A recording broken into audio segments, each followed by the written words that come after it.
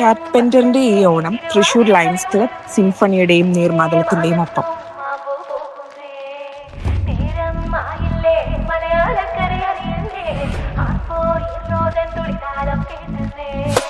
ചെണ്ടമേളക്കൊട്ടി കളിയാണ്, മുല്ലപ്പൂവും ചൂടി വരവാണ്, സദ്യ കൂട്ടങ്ങൾ ഒരുങ്ങാണ്, ഒന്നാട്ട തിന്നാട്ടം. ഈ വർഷം വൈബ് കുറച്ച് കൂടുതലാണ്. കൊട്ടി കളിയാണ്, മുല്ലപ്പൂവും ചൂടി വരവാണ്, സദ്യ കൂട്ടങ്ങൾ ഒരുങ്ങാണ്, ഒന്നാട്ട പാട്ട് വരാറില്ല. ഈ പുലിക്കളിയാണ് ഓണം എന്ന് പറയുമ്പോ ഇപ്പോഴും ആവേശമായിട്ട് വരുന്ന സംഭവം. കുമ്മാട്ടിക്ക് അഴിഞ്ഞു പോയിട്ട് ആളെ തിരിച്ചറിഞ്ഞിട്ട് ഓടിയും സ്നേഹം, സന്തോഷം എല്ലാം ഉണ്ട്. ഓണം അടിപൊളി.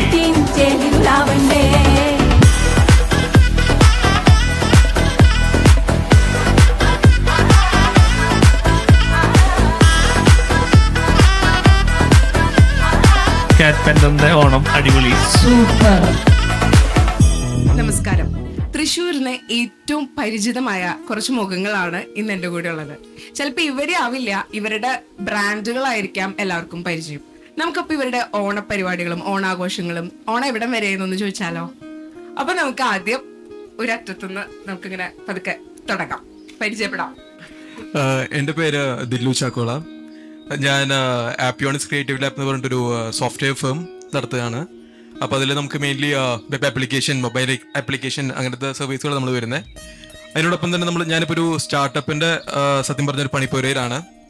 അത് നമുക്ക് മെയിൻലി സ്കിൽ ബോക്സ് അക്കാഡമി എന്ന് പറഞ്ഞിട്ടൊരു സോഫ്റ്റ്വെയർ ട്രെയിനിങ് ഇൻസ്റ്റിറ്റ്യൂട്ടാണ്. അത് സാധാരണ ഒരു സോഫ്റ്റ്വെയർ ട്രെയിനിങ് ഇൻസ്റ്റിറ്റ്യൂട്ടിനേക്കാളും നമ്മുടെ ഒരു അഡ്വാൻറ്റേജ് എന്താ വരുന്നതെന്ന് വെച്ച് കഴിഞ്ഞാൽ അതിൽ ബാക്കി എല്ലാവരും ഒരു കോഴ്സ് ബേസ്ഡ് ആയിട്ട് ചെയ്യുന്നത്. നമ്മളിതിൽ ഇൻഡസ്ട്രിയിൽ എന്താണ് ആവശ്യം, അപ്പോൾ ഒരു ഇൻഡസ്ട്രി ബേസ്ഡ് ആയിട്ടുള്ളൊരു ഒരു ടെക് ഇൻസ്റ്റിറ്റ്യൂട്ടാണ് നമ്മൾ ചെയ്തുകൊണ്ടിരിക്കുന്നത്. ഇതാണ് ഇപ്പോഴത്തെ ഓണം വിശേഷം. അപ്പോൾ നമ്മൾ ഈ ഒരു ഓണത്തോടു കൂടി അത് ലോഞ്ച് ചെയ്യാനാണ് ആഗ്രഹിക്കുന്നത്. അതാണ് ഇപ്പോഴത്തെ ഒരു ഇത്. ഞാൻ സോണിയ തോമസ്, കോനിക്കര ഗോൾഡ് ആൻഡ് ഡയമണ്ട്സിന്റെ പാർട്ട്ണറാണ്. എൻ്റെ ഹസ്ബൻഡായിട്ട് സ്റ്റാർട്ട് ചെയ്തതാണ് കോനിക്കര ഗോൾഡ് ആൻഡ് ഡയമണ്ട്സ്. ആളാണ് അതിന്റെ മാനേജിങ് ഡയറക്ടർ. ഞങ്ങള് ബ്രദേഴ്സ് ഉണ്ട്, കോ സിസ്റ്റർ ഉണ്ട്, എല്ലാവരും കൂടിയിട്ടുള്ള ഒരു ബിസിനസ്സാണ്. 40 years-ആയി ഞങ്ങള് ഗോൾഡ് ബിസിനസ് ഫീൽഡില് ഞങ്ങള് ഹോൾസെയിലേഴ്സ് ആയിട്ടാണ് സ്റ്റാർട്ട് ചെയ്തത്. ഇപ്പൊ റീറ്റെയിൽ ചെയ്യുന്നുണ്ട്, ഡയമണ്ട്സിന്റെ ഫാക്ടറി ഉണ്ട്. അങ്ങനെ ഞങ്ങള് ബിസിനസ് മേഖല കൊണ്ടുപോകും.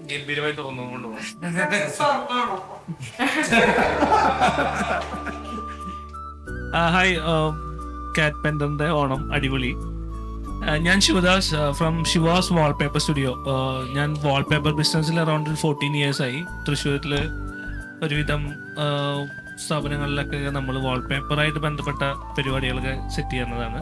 അപ്പോൾ ഞങ്ങൾ കൂടുതൽ കോൺസെൻട്രേറ്റ് ചെയ്തിരിക്കുന്നത് കസ്റ്റം മെയ്ഡ് വാൾപേപ്പറിലാണ്. ദാറ്റ് മീൻസ് ഒരു കസ്റ്റമർക്ക് എന്താണോ വേണ്ടത് അത് ഞങ്ങൾ വാൾപേപ്പറായിട്ട് ക്രിയേറ്റ് ചെയ്യും. അങ്ങനെ ക്രിയേറ്റ് ചെയ്ത വാൾപേപ്പേഴ്സ് അതിലാണ് ഞങ്ങൾ കൂടുതലും കോൺസെൻട്രേറ്റ് ചെയ്തിരിക്കുന്നത്. Thank you. എന്താ ശിവാന്ന് പേരിട്ട് അതൊന്ന് പറഞ്ഞേ. ആക്ച്വലി ഞാൻ പണ്ട് മുതലേ ഇപ്പൊ തോമസ് സാറിനൊക്കെ അറിയണ്ടാവും, ഞാനൊരു 18ാമത്തെ വയസ്സിൽ തൊട്ട് ഈ വാൾപേപ്പർ ഒരു കാറ്റലോഗ് കൈ പിടിച്ച് നടക്കണതാ. അപ്പൊ എല്ലാവർക്കും ആ ശിവയുടെ അടുത്തേക്ക് പോയ വാൾപേപ്പർ കിട്ടും, ആ ശിവ വാൾപേപ്പർ. അങ്ങനെ ഞാൻ ഒരു 10 കൊല്ലം കഴിഞ്ഞിട്ടാണ് ഒരു വാൾപേപ്പർ സ്ഥാപനത്തിൽ ഒരു പേര് വേണല്ലോ എന്ന്. എന്തുകൊണ്ട് എന്റെ പേര് തന്നെ ഇട്ടാ എല്ലാവർക്കും എന്നെയാണ് അറിയാം. ശിവയുടെ അടുത്ത് പോയ വാൾപേപ്പർ കിട്ടും. അവനാ ശിവാസ് വാൾപേപ്പർ. അതുകൊണ്ടാണ് ഞാൻ ഗീതു ചേച്ചി. കൊല്ലൂരിന്റെ സ്വന്തം അല്ലേ? കൊല്ലൂരിന്റെ സ്വന്തം സ്വന്തം കൊല്ലൂരിന്റെ സ്പന്ദനം. ഞാൻ മൂൺ ബ്യൂട്ടി പാർലർ നടത്തുന്നു. അതൊരു 17 വർഷമായി. ഇനി പുതിയത് ഓണം വിശേഷം എന്ന് പറഞ്ഞാൽ ഞങ്ങള് ഓണത്തിന് മുൻപ് ചെയ്യണമെന്ന് വിചാരിച്ചിട്ടാണ് നിൽക്കണേ. അത് ജോസ് കൂടി വിചാരിക്കണം. ഞാൻ നടത്തുന്നത് ലേഡീസിന്റെ ആണ്, ഇനി ചെയ്യണത് യൂണിസെക്സ് ആണ്. അത് ജോസ് ആണ്. എനിക്ക് പെരുന്നാള് ആവുമ്പോഴേക്കെങ്കിലും ഇത് ചെയ്ത് അവസാനിപ്പിക്കണം. October 23 inauguration. ഒക്ടോബർ 23 പെരുന്നാളിന്റെ ഇനോഗ്രേഷൻ. പെരുന്നാളിന്റെ അന്ന് രാവിലെ 10 മണിക്ക് ഇനോഗ്രേഷൻ നമ്മൾ തലേദിവസം ആദ്യത്തെ കുർബാന കഴിഞ്ഞിട്ട് നേരെ അതെ, ഫസ്റ്റ് പെരുന്നാൾ കുർബാന, ഫസ്റ്റ് സെറ്റ് ആയിരുന്നു. അടിപൊളി. യൂണിസെക്സ് ആവുമ്പോ നമുക്കൊക്കെ വരാലോ അല്ലേ? പിന്നെ അതല്ല, നിങ്ങളെ ഉദ്ദേശിച്ചാണ് സ്റ്റാർട്ട് ചെയ്തിരിക്കണേ. ഞാൻ സമേഷ് കുമാർ. ഇവിടെ കുറച്ചു കാലങ്ങളായി മാളവിക പ്രോപ്പർട്ടീസ് എന്ന് പറഞ്ഞിട്ട് കൺസ്ട്രക്ഷൻ ഫ്ലാറ്റ്സ് വില്ലാസിന്റെ ബിസിനസ് ആയിരുന്നു. അപ്പോൾ ഓണായിട്ട് ഈ പറഞ്ഞ എല്ലാവരും പുതിയ പുതിയ വെഞ്ചേഴ്സിന്റെ പേരുകൾ പറഞ്ഞു. ഞാനും പുതിയൊരു വെഞ്ചർ സ്റ്റാർട്ട് ചെയ്യുന്നുണ്ട്. ചിങ്ങം 25-നായിരിക്കും അതിന്റെ ഉദ്ഘാടനം എന്ന് വിചാരിക്കുന്നു. ബയോഡീസൽ എന്ന് പറഞ്ഞൊരു കൺസെപ്റ്റാണ്. ഈ പൊല്യൂഷൻ കുറയ്ക്കാൻ വേണ്ടി പുതിയ ഇന്ത്യ ഗവൺമെന്റിന്റെ ഒരു പുതിയ പ്രൊജക്റ്റിൽ പെട്ടതാണ്. അപ്പോൾ അതാണ് പുതിയ എൻ്റെ വിശേഷം. ഓക്കെ. എൻ്റെ പേര് അഞ്ജു സെബിൻ. ഒരു ടെക്സ്റ്റൈൽ ഷോപ്പാണ് ചെയ്യുന്നത്, ഭാവന വെഡ്ഡിങ്സ്. ഇവിടെ പറവട്ടാനി തന്നെയാണ്. ഞാനും എൻ്റെ ഹസ്ബൻഡും കൂടെയാണ് ചെയ്യുന്നത്. നമ്മൾ സ്പെഷ്യലൈസ് ചെയ്ത് ചെയ്യുന്നത് ബ്രൈഡൽസ് ആൻഡ് ഗ്രൂം അറ്റയേഴ്സ് ആണ് കൂടുതലായിട്ട്. കംപ്ലീറ്റ് ഫാമിലി സ്റ്റോർ തന്നെയാണ്, എന്നാലും ഇതാണ് സ്പെഷ്യലൈസ് ചെയ്ത് ചെയ്യുന്നത്. Thank you. ഓണായിട്ട് പുതിയ കളക്ഷൻസ് ഒക്കെ വന്നിട്ടുണ്ട്. സെറ്റ് മുണ്ട് എത്തിയിട്ടുണ്ട്. കേരള സാരി ട്രഡീഷണൽ എല്ലാം പുതിയ കളക്ഷൻസിലുണ്ട്. ഓണായിട്ട് ഇവിടെ തൃശ്ശൂർക്കാർക്ക് ഓഫറുകളൊന്നും കൊടുക്കുന്നില്ലേ? ഓഫർ ഉണ്ടായിരുന്നു. നമുക്ക് കർക്കിടകത്തിൽ ഓഫർ ഉണ്ടായിരുന്നു. ഒരു 50%. ചിങ്ങത്തിൽ എന്താ ഓഫറില്ലേ? ചിങ്ങത്തിൽ എല്ലാവരും വരും, നമുക്ക് ഓഫർ തരുന്നതായിരിക്കും. സ്പെഷ്യൽ ഓഫർ ഈ സാഹചര്യത്തിൽ പുതിയ വല്ല ഓഫർ എങ്ങാനും അനൗൺസ് ചെയ്യണ്ടോ? സ്പെഷ്യൽ ഇപ്പോ കാരണം നമ്മൾ 2 മാസമായിട്ട് ഓഫർ ആയിരുന്നു. 50% ഓഫേഴ്സ് ഉണ്ടായിരുന്നു എല്ലാത്തിനും. അപ്പോ പുതിയത് വന്നത് നമ്മൾ തൽക്കാലം ഓഫേഴ്സ് ഇടാൻ ഉദ്ദേശിച്ചിട്ടില്ല. അതെ, എന്തായാലും ഫ്രണ്ട്സ് ഒക്കെ വരുമ്പോ നമ്മൾ അതിനനുസരിച്ചൊക്കെ തരുന്നതായിരിക്കും. എല്ലാവരും വരും, വന്നുകൊണ്ടിരിക്കുന്നു. Okay, thank you. പിന്നെ അതിനൊപ്പം എന്റെ കോസ്റ്റിംഗ് കണ്ടൻസി ഭാവനയാട്ടോ. എല്ലാവരും അഭിപ്രായം ഒന്നും പറഞ്ഞിട്ടില്ലല്ലോ.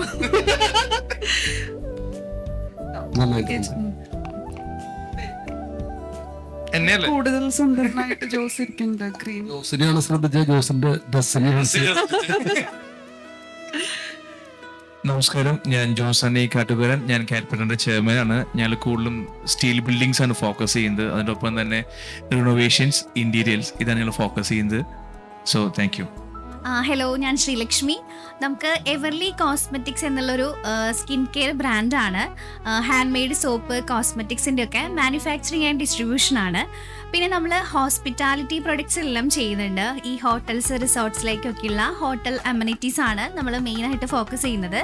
പിന്നെ വേറെ 1-2 ബിസിനസ്സൊക്കെ ഉണ്ട്. നമ്മുടെ തൃശ്ശൂർ തന്നെ MG റോഡിലൊരു കോവർക്കിംഗ് സ്പേസ് നമ്മൾ ചെയ്യുന്നുണ്ട്. പിന്നെ ഒരു ഹീറ്റ് പമ്പ് ചെയ്യുന്നുണ്ട്. ഒരു അമേരിക്കൻ ബ്രാൻഡായിട്ടുള്ള AO സ്മിത്തിൻ്റെ ഹീറ്റ് പമ്പിൻ്റെ ഡിസ്ട്രിബ്യൂട്ടറാണ് ഞങ്ങൾ, കേരള ഡിസ്ട്രിബ്യൂഷൻ. അപ്പോൾ അടുത്തത് നമ്മളുടെ MG റോഡിൽ നിന്ന് നമ്മുടെ കോസ്മെറ്റിക്സിൻ്റെ തന്നെ ഒരു വലിയൊരു ഷോറൂം ചെയ്യണം എന്നുള്ളൊരു പണിപ്പുരയിലാണ്. അപ്പോൾ അതും ഓണം കഴിഞ്ഞിട്ട് ഉണ്ടായിരിക്കും. നമസ്കാരം, ഞാൻ ഏബിൾ വിൻസൻ. നമ്മൾ മൂഴിപ്പറമ്പിൽ ഫേർണിച്ചർ സ്ഥാപനമാണ്. നമ്മുടെ ചെവൂരാണ് ലൊക്കേറ്റ് ചെയ്യണത്. നമ്മളെല്ലാ ടൈപ്പ് ഫുഡ് ആൻഡ് ഫേർണിച്ചർ, ടീക്കൂഡിൽ, റോസൂഡിൽ ലൈഫ് ടൈം വാറണ്ടിയിൽ നമ്മൾ നന്നായി കസ്റ്റമൈസ് ചെയ്ത് കൊടുക്കും. Thank you. ഞങ്ങളുടെ സിംഫണി ചാപ്പിളിന്റെ ഏറ്റവും യങ്ങസ്റ്റ് മെമ്പറാണ് Abel. And handsome, most handsome youngest മെമ്പറാണ്. കല്യാണാലോചനകൾ ക്ഷണിക്കുന്നു. അതെ, ഞങ്ങള് സുന്ദരനും കല്യാണം വേണ്ട, സോറി, വേണ്ട വേണ്ട. എത്രയാണ് പ്രായം? 26 വയസ്സ്. നമസ്കാരം, ഞാൻ സവിത ലിജോ. ബൈ പ്രൊഫഷൻ ഞാനൊരു ജെമോളജിസ്റ്റ് ആണ്. പ്രസന്റ്ലി 2-3 ബിസിനസ്സുകൾ ഞങ്ങൾ റൺ ചെയ്യുന്നുണ്ട്. Saint Stephen institute of management studies എന്ന പേരിൽ നമ്മൾ യൂണിവേഴ്സിറ്റി പ്രോഗ്രാംസ് കണ്ടക്ട് ചെയ്യുന്ന ഒരു ഇൻസ്റ്റിറ്റ്യൂട്ട് നമുക്കുണ്ട്. ഓൾ ഓവർ വേൾഡിൽ നിന്നുള്ള സ്റ്റുഡൻസ് നമ്മളുടെ അടുത്ത് പ്രോഗ്രാംസ് ചെയ്തുകൊണ്ടിരിക്കുന്നു. ലിനൻ സിംഫണി പ്രൈവറ്റ് ലിമിറ്റഡ് എന്ന പേരിൽ ലിനൻ ഫാബ്രിക്സിന്റെ ഒരു ബ്രാൻഡ് എനിക്കുണ്ട്. ലോഹ് ജുവൽസ് എന്ന പേരിൽ ഒരു ജുവലറി ബ്രാൻഡ് ഉണ്ട്. തൃശ്ശൂരില് ഇത്ര നന്നായി ബിസിനസ് ചെയ്യാൻ പറ്റുന്നതും ഇതുപോലൊരു നല്ല അസോസിയേഷൻ കിട്ടിയതിലൊക്കെ വളരെ സന്തോഷം. ഓണത്തിന്റെ ആഘോഷങ്ങൾ തുടങ്ങിയിട്ടേ ഉള്ളൂ. വരും ദിവസങ്ങളിൽ ഗംഭീരമായ ഓണം ഞങ്ങൾക്ക് ഒരുമിച്ച് ആഘോഷിക്കാൻ സാധിക്കുമെന്ന പ്രതീക്ഷയോടുകൂടെ താങ്ക് യു. അപ്പോൾ നമ്മളിപ്പോ ഇവരെല്ലാവരും പരിചയപ്പെട്ടു. ഇനി ഇവരെ നമുക്ക് കുറച്ച് കാര്യങ്ങളൊക്കെ ചോദിച്ച് ഇവരൊക്കെ എന്താ ചെയ്യാ ഓണം, അല്ലെങ്കിൽ ഇവരുടെ ടീമൊക്കെ ആയിട്ട് ഇവരെങ്ങനെയാണ്, ഭയങ്കര ആക്റ്റീവ് ആയിട്ടാണോ ആഘോഷിക്കുക, അങ്ങനത്തെ കുറച്ച് കാര്യങ്ങളൊക്കെ നമുക്ക് ചോദിക്കാം. ഓണം എന്ന് പറയുമ്പോൾ എന്താ നിങ്ങൾക്ക് ഓർമ്മ വരിക? ഇത് ചേച്ചി പറയും. പെട്ടെന്ന് പറയണം. ചെറുപ്പത്തില് വേണം, ഇപ്പോഴത്തെ വേണം, എപ്പോഴത്തേലും. ഓണം എന്ന് കേൾക്കുമ്പോ എന്ത് തോന്നും? ചെറുപ്പത്തിലാണെങ്കിൽ ഞങ്ങളവിടെ ബോയ്സ് സ്കൂളിന്റെ അവിടെ ഓണച്ചന്ത വരും. അതില് കായ വറക്കും, ആ മണം വരുന്നു. അടിപൊളി. എനിക്കും തോന്നുന്നുണ്ട് സ്മെല്ല്. സമീഷ് തോന്നുന്നുണ്ട്. പുതിയ ഓണം എന്ന് പറഞ്ഞാൽ ഞങ്ങള് വീട്ടിൽ കഴിഞ്ഞു കഴിഞ്ഞാൽ നമ്മുടെ സുഹൃത്തുക്കൾ ഇവരൊക്കെയാണ്. ഞങ്ങള് ക്ലബിൽ ഓണം തകർക്കും അല്ലേ ജോസേ? ഉറപ്പായിട്ടും 20-ാം തീയതി സെപ്റ്റംബർ 20. ഇവരുടെയൊക്കെ ഡാൻസ് ഈശോ എനിക്ക് വയ്യ, എന്തൊക്കെ ഉണ്ടാവണാവോ ഡാൻസ് ആ അത് ഭയങ്കര രസാന്നൊക്കെ. ഇപ്പൊ നമുക്ക് അതൊരു ഇതല്ലല്ലോ, പുതുമയല്ലല്ലോ. ഗിരിജി പറഞ്ഞ പോലെ വീട്ടിലല്ലേ വർക്ക്, അതായിരിക്കും നമ്മുടെയൊക്കെ അങ്ങനെയാണ് കുട്ടിക്കാലം ഉണ്ടായിരിക്കുക. ആ ഓണച്ചന്തയിൽ മേടിച്ചിട്ട് ഞങ്ങളുടെ മമ്മി വറക്കും, അതിന്റെ ഒരു മണം നമുക്കതൊരു രസം വേറെ. അത് മറക്കാൻ പറ്റില്ല എന്തായാലും. ആ പിന്നെന്താ മിസ് ചെയ്യുന്നുണ്ട്? എനിക്ക് വില കൂടിയോന്നാണോ? അല്ല, നമ്മള് സമയത്തൊന്നും ഇല്ലല്ലോ, വീട്ടിലില്ലല്ലോ. ഇപ്പം നമ്മള് സ്വന്തം വീടുകളിലല്ലേ, മമ്മിയുടെ അടുത്തില്ലല്ലോ, ആ നേരത്തല്ലേ പോണേ. സുനിൽജി ഒറ്റ വാക്കിൽ പറയാ ഓണം എന്താണ്? അല്ലെങ്കിൽ സമയമില്ല, 1 2 3 പറഞ്ഞോ. ഓണം എന്ന് പറഞ്ഞിട്ടുണ്ടെങ്കിൽ ഞാനൊരു അവിയലായിട്ട് പറയും. പറഞ്ഞോ. എല്ലാം കൂടി ചേർന്നൊരു എല്ലാം പറയുമ്പോ എന്തൊക്കെയാ? സ്നേഹം, സന്തോഷം എല്ലാം ഉണ്ട്, എല്ലാം കൂടി ഇണക്കം പിണക്കം എല്ലാം ഉണ്ട്. ഫുഡും ഒരു നല്ല ഉപമയല്ലേ അവിയലെന്ന് പറയുമ്പോഴത്തേക്കും, എല്ലാം കൊണ്ടും സന്തോഷം, സ്നേഹം. മുമ്പ് ചോദിക്കുന്ന ചോദ്യം മുമ്പേ പറഞ്ഞോളൂ, ഓണം എന്താ ചാവില്ല?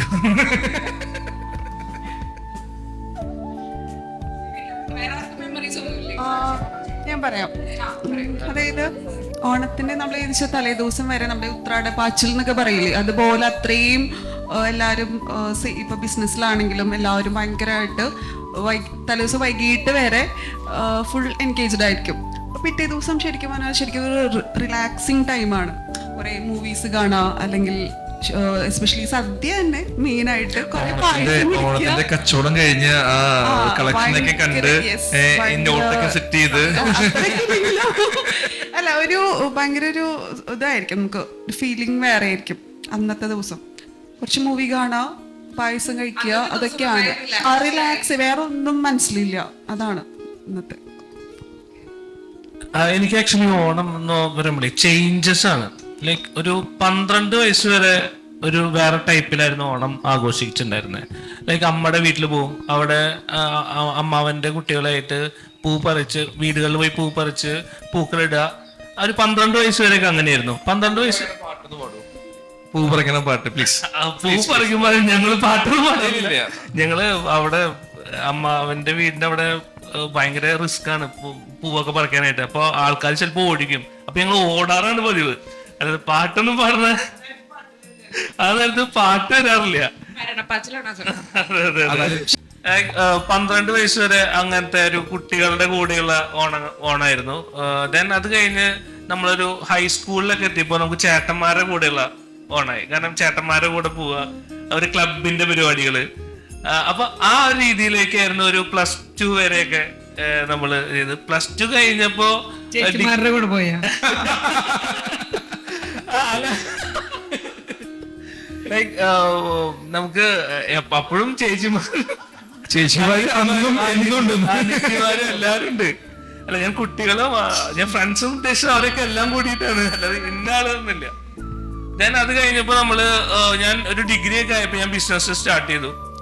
ദെൻ പിന്നെയുള്ള ഓണം വളരെ ചേഞ്ച് ആയിരുന്നു. ലൈക്ക് ഇതേപോലെ ഉത്രാടപ്പാച്ചിൽ തന്നെയായിരുന്നു. നമ്മള് അന്ന് മുതൽ ഇന്ന് വരെ ഓണം ഓടിക്കൊണ്ടേയിരിക്കണം. ഓരോ വട്ടം ഓരോ പ്രോഗ്രാം. ഇപ്പോ ഓഫീസിൽ ഒരു പ്രോഗ്രാം ഉണ്ടാവും, അതേപോലെ ഓരോ ക്ലബിൽ ഓരോ പരിപാടികള്. അത് വേറെ ടൈപ്പാണ്. കാരണം നമ്മള് ആ സമയത്ത് ഭയങ്കരമായിട്ട് ബിസിനസ് നടക്കും. അപ്പൊ ബിസിനസിന് വേണ്ടിയുള്ള ഓട്ടം. അപ്പൊ എപ്പോഴും ആ ഒരു ചേഞ്ചസ് എനിക്ക് തോന്നിയിട്ടുണ്ട്. ഓരോ ഓണത്തിനും ഓരോ കാലഘട്ടത്തിന് ഓരോ ചേഞ്ചസ് വരുത്തിയിട്ടുണ്ട്. എസ്പെഷ്യലി ഓണം പഴയ ഓണാണോ പുതിയ ഓണാണോ കൂടുതൽ? എനിക്ക് സത്യം പറഞ്ഞാൽ പണ്ട് കാശുണ്ടായിരുന്നില്ല. ഇപ്പൊ നമുക്ക് ആഘോഷിക്കാൻ പക്ഷെ അന്നത്തെ പോലെ നമുക്ക് ആ ഒരു മെമ്മറീസിലേക്ക് പോകാൻ പറ്റണില്ല. അന്ന് നമ്മളുള്ള പൂവ് നമ്മൾ ഒരിക്കലും കാശ് കൊടുത്ത് മേടിക്കാറില്ല, നമ്മൾ പറിച്ചിട്ടാണ്. അതിന് വേറൊരു സുഖമായിരുന്നു. പക്ഷെ ഇന്ന് നമ്മൾ ഇവൻ പൈസ കൊടുത്ത് മേടിച്ചാലും നമുക്കത് ഇടാനുള്ള സമയമില്ല. പക്ഷെ എന്നാലും നമ്മള് പലപ്പോഴും വീട്ടില് രാവിലെ നേരത്തെ ഒക്കെ ഇടാറുണ്ട്. അതൊക്കെയാണ് ഒരു ചേഞ്ചസ്. ഭാര്യയും അമ്മയും അച്ഛനൊക്കെ ഇടും.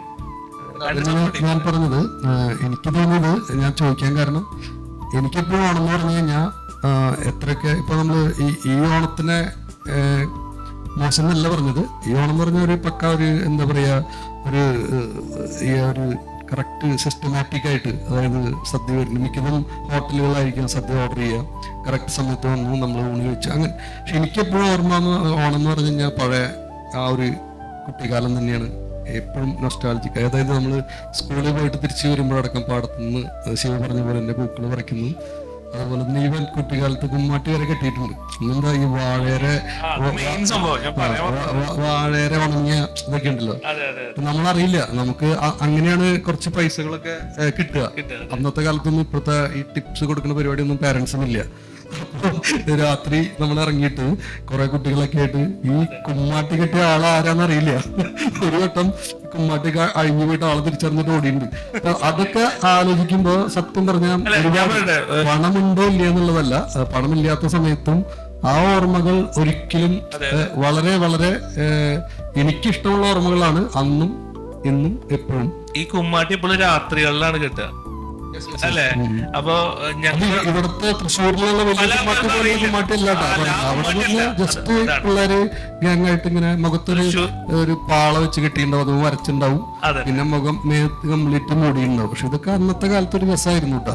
കുമ്മാട്ടി മാത്രമല്ല എവരിത്തിങ്. ഈവൻ ഞങ്ങളുടെ അവിടെ ആണുങ്ങളായിരിക്കാം കൈക്കുട്ടിക്കളി ഇപ്പൊന്നും ആരെങ്കിലും കളിക്കുന്ന കണ്ടിട്ടുണ്ടോ? വളരെ താളലയം, അതായത് സ്ത്രീകൾ കളിക്കുന്നതായിട്ട് ഭംഗിയായിട്ട് ആണുങ്ങൾ ചോഴിന്നല്ല പറയാ, അത് കുമ്മാട്ടി എന്നല്ലല്ലോ പറയാ.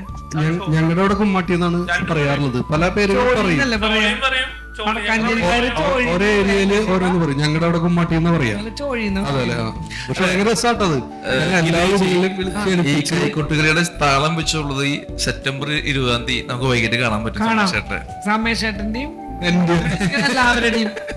എല്ലാവരുടെയും ഇവിടെ എല്ലാവരുടെയും. അല്ല, അത് ഈ കൈക്കൊട്ടുകളിയും അതുപോലെ തന്നെ തിരുവാതിരക്കളി ഒന്നും ഒരിക്കലും സാധാരണ ഒരു ഡാൻസേഴ്സിന് പോലും കളിക്കാൻ പറ്റില്ല. പക്ഷെ അന്നത്തെ ആണുങ്ങൾ ആ വളരെ മെയ് വഴക്കത്തോട് കൂടിയിട്ടേ അത് കളിക്കുന്നത് ഞാൻ കണ്ടിട്ടുണ്ട്. ഞങ്ങളെല്ലാം ഏതെങ്കിലും ഒരു വീടിന്റെ മുറ്റത്തായിരിക്കും അതൊക്കെ ചെയ്യാന്ന്. ഇന്നത്തെ മാതിരി സ്റ്റേജുകളോ ക്ലബുകളോ അങ്ങനെയൊന്നുമില്ല. എല്ലാവരുടെ വീടുകളുടെയും മുന്നിലായിരിക്കും ഇത് നടക്കേണ്ടത്. എല്ലാവരും ചെല്ലും. ഈ പറഞ്ഞ മാതിരി കായൊക്കെ ഗിതു ചേച്ചി പറഞ്ഞ മാതിരി വീട്ടിലാണ് ഇത് വർക്ക്. ആ സമയത്തുള്ള അവകാശം എന്ന് പറഞ്ഞാൽ ഭയങ്കര ഓണം എന്ന് പറഞ്ഞാൽ എന്റെ മനസ്സിൽ എപ്പോഴും പഴയ ഓർമ്മകൾ തന്നെയാട്ടോ. അത് എന്നെ സംബന്ധിച്ച് ഓണം എന്ന് പറയുമ്പോൾ ഈ ഫസ്റ്റ് വരുന്ന സംഭവം എന്താ അറിയോ? എന്താണ്? പുലിക്കളിയാണ്. എനിക്ക് ഓണം എന്ന് പറഞ്ഞാൽ എനിക്ക് ഫസ്റ്റ് എപ്പോഴും എന്റെ ഇതിലേക്ക് വരെ പുലിക്കളിയാണ്. അത് പുലിക്കളി കാണാൻ വേണ്ടി അപ്പന്റെ കൂടെ അന്ന് വണ്ടിയുടെ ബൈക്കിൽ പോയി അവിടെ ക്യൂ നിന്ന് ഇടിയിട്ട് കൊണ്ട് ഫ്രണ്ടിൽ എന്നിട്ട് അപ്പന്റെ തോളത്ത് ചെറുപ്പത്തിൽ കാണിക്കായിരുന്നു. അത് തന്നെ എനിക്ക് തോന്നുന്നു എനിക്കൊരു 5ാം ക്ലാസ് വരെ ഞാൻ അപ്പനൂടെ പോവാറ്. അല്ല ശരിയല്ല, അന്നത്തെ കാലത്തൊക്കെ ഇതിന് പോവാനും ഇങ്ങനെ കാര്യങ്ങളൊക്കെ ഇൻട്രസ്റ്റ് ഉണ്ടായിരുന്നു. ഇപ്പോഴടക്കം ഞാൻ മനസ്സിലാക്കുന്നത് നമ്മുടെ എല്ലാവരുടെയും വീട്ടിലെ കുട്ടികളോട് ഈ പുലിക്കളിയോ അതുപോലുള്ള കളികൾക്ക് വിളിച്ചാൽ എത്ര പേര് വരുന്നവരുണ്ടായിരിക്കും എനിക്ക് തോന്നുന്നില്ല. അതുകൊണ്ടാ പറഞ്ഞു ഭയങ്കര നമ്മുടെയൊക്കെ കുട്ടിക്കാലം ഭയങ്കര വ്യത്യാസമുണ്ടാവും. പുലിക്കളി കാണാനുള്ള കാരണം എന്താണെന്നറിയോ? നമ്മുടെ പോലെ ഈ ഭാഗത്ത് ഒല്ലൂര് ഭാഗത്ത് ഞാൻ കണ്ടിട്ടില്ല. വടക്കാഞ്ചേരി ഭാഗത്ത് കൂടുന്ന ഓണം ഈ ഭാഗത്തില്ല. വടക്കാഞ്ചേരിയില് എന്താ ഇതുമാതിരി ചെറിയ ചെറിയ ചോഴി അങ്ങനെയൊക്കെ ഉള്ളതുണ്ട്. പിന്നെ സമേഷ് പറഞ്ഞ പോലെ വീടുകളില് ഉള്ള കാരണം എന്താന്ന് വെച്ചാല് അത് ഒരു ഗ്രാമപ്രദേശല്ലേ. ഒല്ലൂര് അങ്ങനെ പ്രത്യേകിച്ച് കുറെ ക്രിസ്ത്യൻ ഏരിയ അല്ലേ. ഞങ്ങള് അമ്പലത്തിന്റെ അവിടെയും അങ്ങനെയൊക്കെ നിക്കണ കാരണമായിരിക്കാം അത് കൂടുതൽ നമ്മളെ കണ്ടിരിക്കുന്നത്. ഇവിടെ ഇപ്പൊ ഈ പറഞ്ഞ പോലെ ഒന്നും കാണാനില്ല. ഒല്ലൂര് ഓണം കാണണമെങ്കിൽ പുലിക്കളി കാണാൻ നമ്മള് റൗണ്ടിലേക്ക് വരണം. അതാണ് ജോസ് കണ്ടിട്ടുള്ളൂ. എനിക്ക് ശരിക്കും പുലിക്കളിയാണ് ഓണം എന്ന് പറയുമ്പോ ഇപ്പോഴും ആവേശമായിട്ട് വരുന്ന സംഭവം.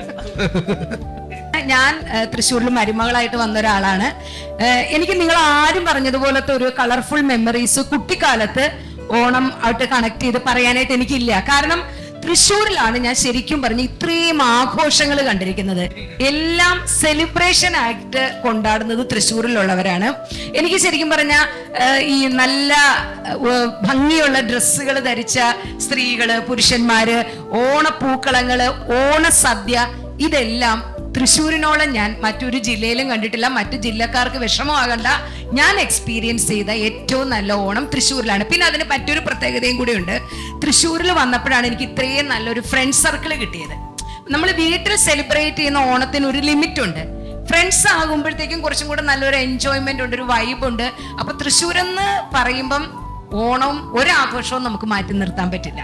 ഈ വർഷം വൈബ് കുറച്ച് കൂടുതലാണ് അല്ല എനിക്കൊരു കാര്യം ചോദിക്കണ്ട്. സബിത തൃശ്ശൂർ വന്നിട്ട് ഗ്രൂപ്പായിട്ട് ആഘോഷിച്ച ആദ്യത്തെ ഓണം ഏതാ? അത് ഗീതി ചേച്ചിയുടെ കൂടെയാ.